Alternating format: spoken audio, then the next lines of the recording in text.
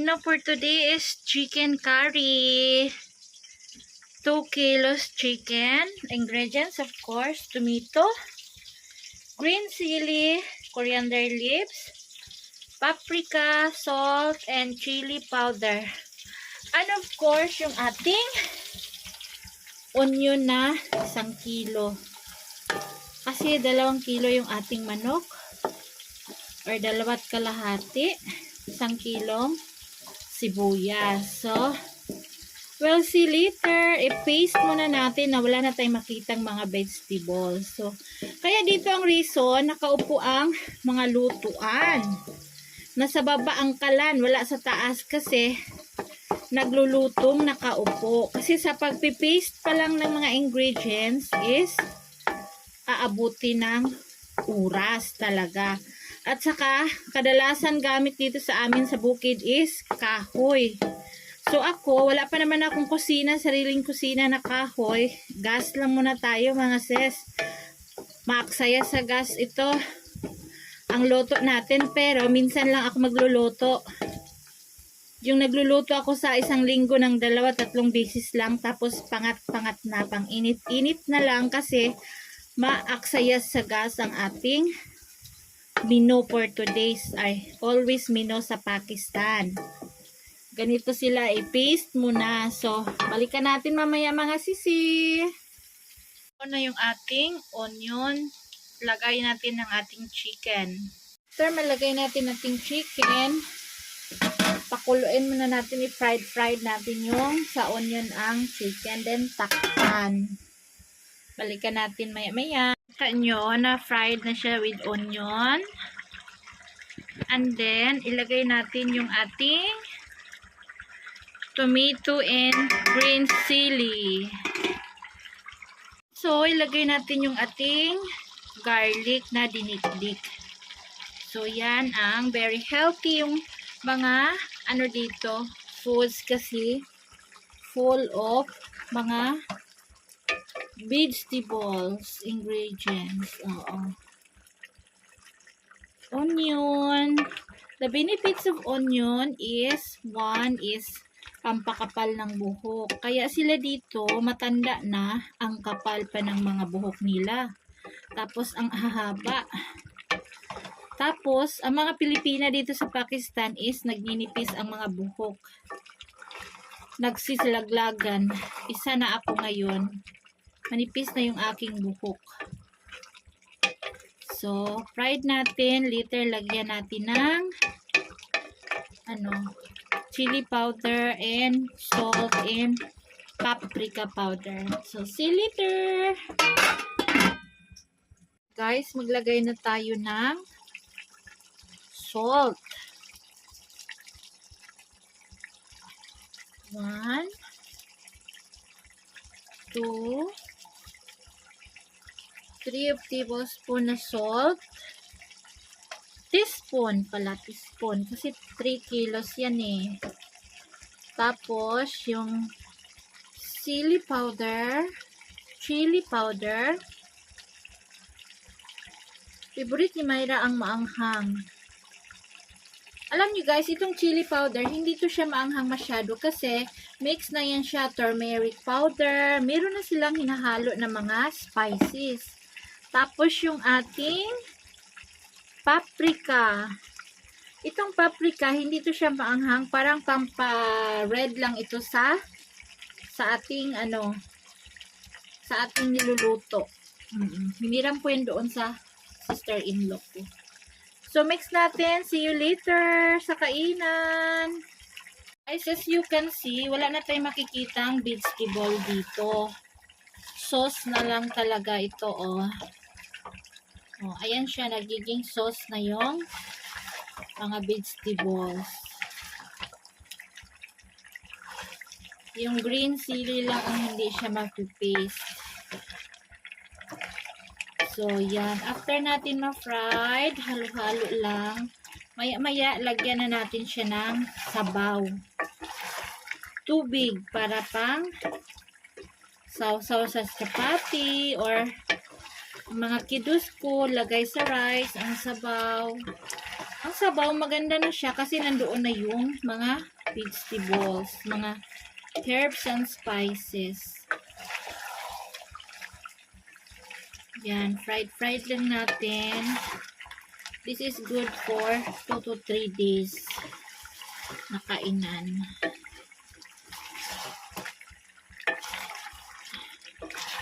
Haluin siya para hindi ano sa ilalim, magdukot, masunog. Kasi that is pure all vegetables.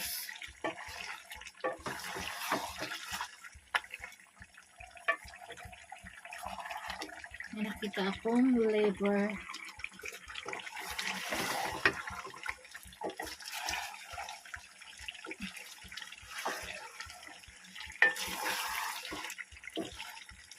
So, maglagay na tayo ng tubig. Maglagay na tayo ng tubig kasi medyo masusunog siya.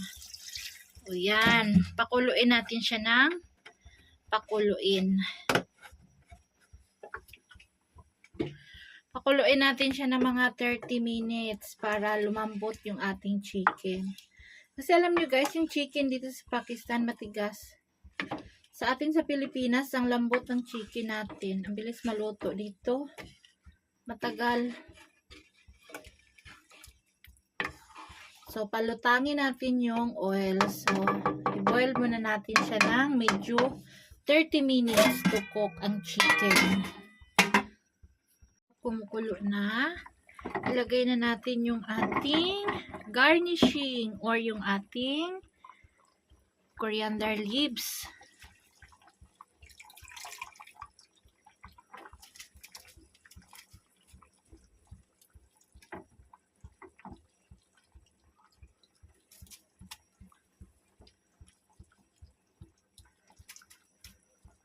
Coriander na from our garden.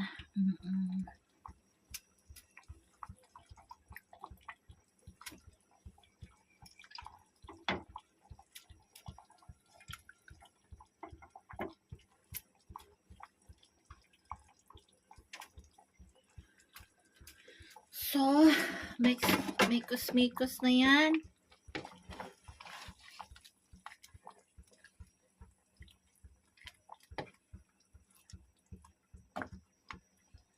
Balikan natin ng mga 20-15 minutes.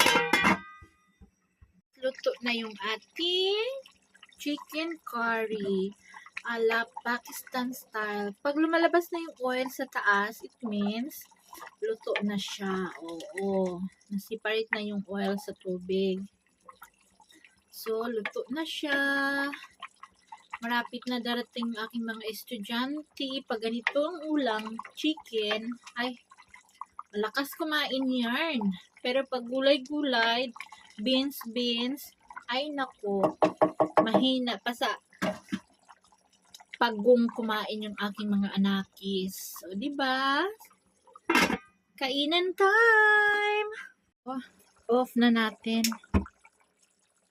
Tikman na natin. Kainan na. Of course, ako ang unang kumain. Diba? Ganun yun. Ganun yun mga sisi. O, isa. Gusto ko yung mabuns-buns. Yung legs part, hindi natin kakainin kasi nag-aagawan si Myra at saka si Sammy. Yung favorite ko is yung neck. Hanap pa tayo ng isang bones. Okay. Ito. So, tapos, lagyan natin ng sabaw. Sabaw with full of vegetables. Yan. Thank you mga sis. Kainan time.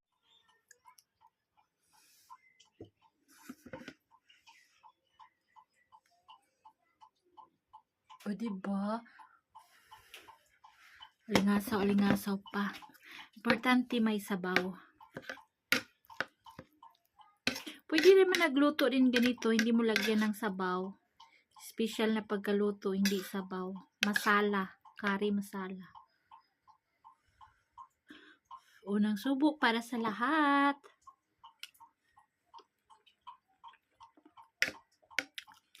Tama lang yung timpla, hindi maalat. Super nice yung sabaw. Ilagay sa rice.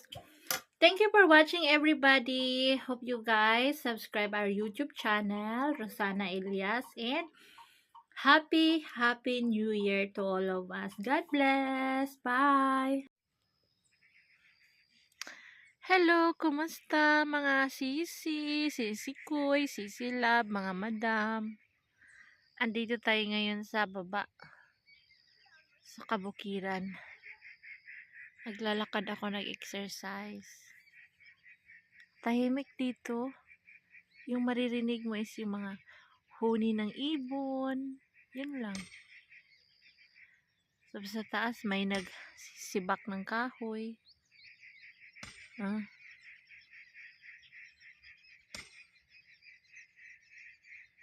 Ganito lang buhay dito sa aming bukid. Dito kami sa Asad, Kashmir.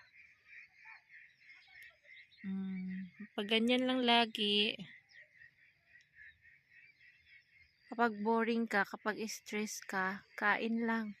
Kasi kapag hindi ka kumakain, baka mabaliw ka. O, diba? Kain lang talaga. Ayaw pa huli sa pagkain, day, kay mahirap na malagyan ng hangin ang utak at nang maglakad ng mag-isa papuntang kahit saan. Imbis dito lang sa bukid maglakad-lakad, baka mapunta sa city. O, diba? Kumusta? Merry Christmas and Happy New Year, everybody! Sana masaya lahat ang Pasko at New Year.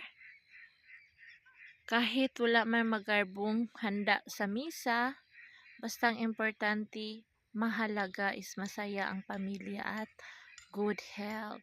Yes. Good health lang, okay na. Financially, sobra-sobrang pera. Hindi ko na pangarapin yun kasi alam kong hindi kayang abutin. Kung ano lang meron, yun lang. So, yun. Makakain lang ako ng bayabas dito. Naubos na yung aking bayabas. Ito naman yung aking ngat-ngatin. Orange na maliliit. Maasim. Katatapos ko lang kumain ng bayabas. So, ayan. Ito yung nilalakad ko papunta doon. Pababa. Tapos, paakyat. Kapag wala akong ginagawa, ganyan. Pababa. Pababa. Yan. Tapos, paakyat. Doon, paakyat. Ganun lang dito talaga ang buhay. Kung hindi ka marunong magtiis, nakakabaliw ang life. Minsan lumalabas talaga ako sa loob ng bahay. Naglalakad ako dito sa kabukiran. Kasi pag sobrang boring, sobrang stress, pag isipin mo, matagal ka nang nababaliw.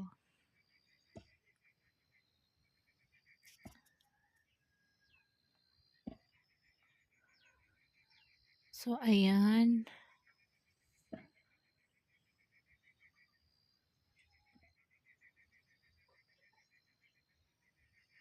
Malayong malayo sa kabihasnan at malayo sa city. Yung aming lugar. Ayan o. Diyan sa tuktok ng bukid. Minsan napunta ako dyan. Ako mag-isa. Lakaw-lakaw.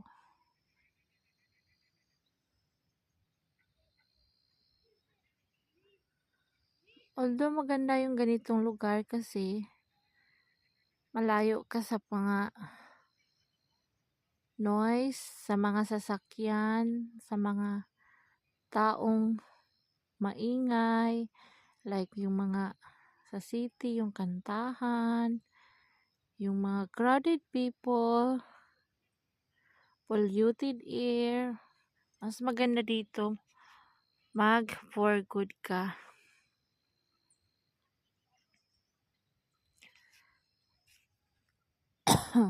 Magtayo ka ng bahay. First, kahit maliit, first floor, mga kwarto, second floor, doon ka mag-sitting-sitting, tapos titingin ka dyan sa mga kabukiran. Oh. Kaso, iwan kailan pa kami magkaroon ng sariling bahay. Baka mga bata na ang nun paglaki nila. 'Di ba? Hindi natin alam ang buhay. Ang ibibigay sa atin ng itaas ng may kapal.